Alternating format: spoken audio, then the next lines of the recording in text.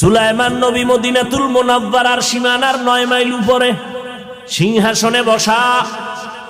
হঠাৎ পয়গম্বর সুলাইমান শুনলেন পিপিলিকার আওয়াজ। 9 মাইল উপরের থেকে পিপিলিকার আওয়াজ শুইনা ফাতাবাসসামা, নবী হাসলেন। এইবার সিংহাসনকে বলে নিচে ল্যান্ড করো, নিচে ল্যান্ড করলেন। সুলাইমান নবী বসে আছেন, কথাবার্তা চলতেছে।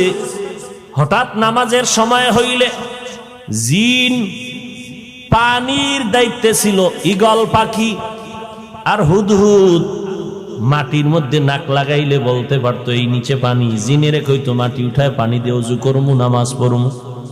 নবী বসে আছেন, হুদহুদ উইরা উপরে চলে গেছে না জানাইয়া।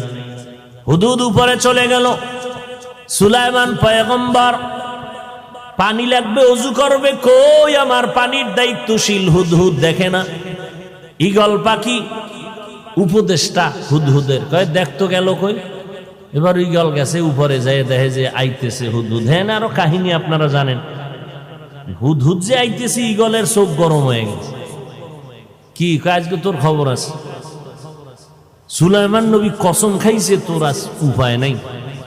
কথা বিচারটা সুলাইমান করবে, তুই আমারে চোখ গরম দেখাও কেন? খানা এটা দুনিয়ার নিয়ম।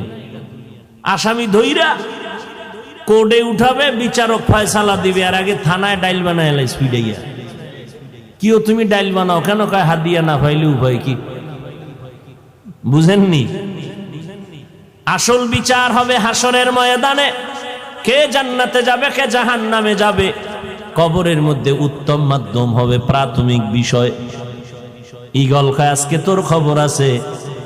ঈগল কয় কোনো শর্ত লাগাইছেননি খবরের ভিতরে? কয় হ্যাঁ, উল্লেখযোগ্য কোনো কারণ যদি দর্শাইতে পারো তো সামান্য সার আছে। কয় ঠিক আছে, আমার কাছে এমন একটা খবর আছে যেই খবর সুলাইমান নবী হইয়াও জানে না।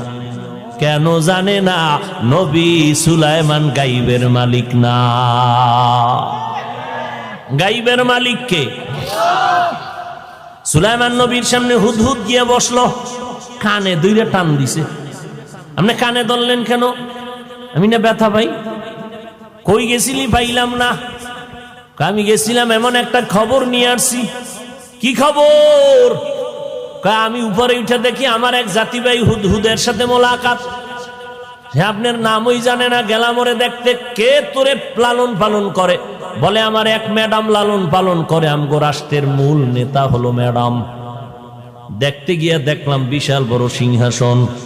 সুলাইমান চিঠি দিলেন, হুদহুদ তোর কথা সত্য না মিথ্যা যাচাই করি। চিঠি